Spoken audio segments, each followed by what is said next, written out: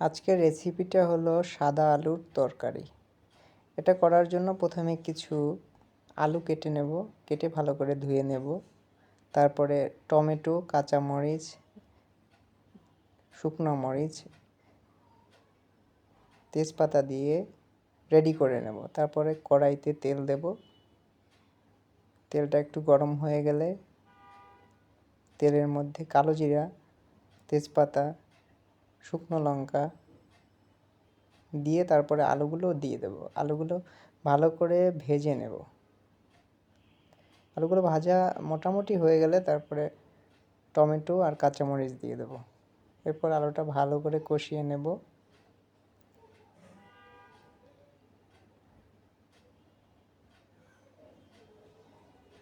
অনেক সময় ধরে কষাবো যাতে করে মশলাটা ভালোভাবে ঢোকে সবজির ভিতরে।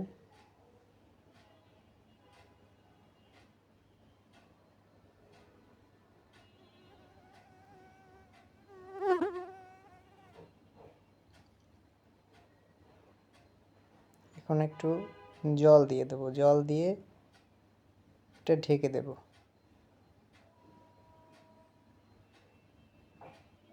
ঢেকে দিয়ে জালটা কমিয়ে দেব।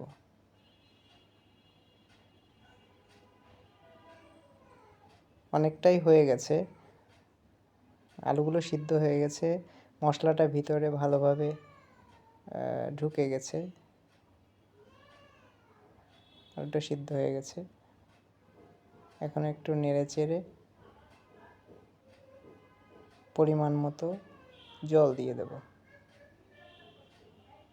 জলটা এমনভাবে দেব আমাকে যেন আর বেশি করে ফুটাতে না হয়, পরিমাণ মতো দেব। দিয়ে জালটা একটু বাড়িয়ে দেব।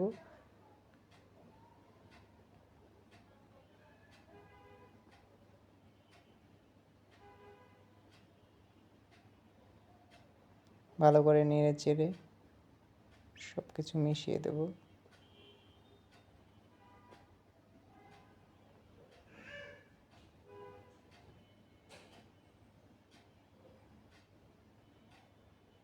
ঝোলটাকে একটু ঘন করার জন্য কয়েকটা আলু ভেঙে দেব, তাহলে ঝোলটা দেখতে একটু সুন্দর লাগবে।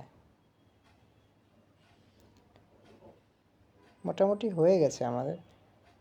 এখন আমরা নামিয়ে ফেলব। আজকের রান্না পুরোপুরি রেডি হয়ে গেছে, এখন আমরা পরিবেশন করব।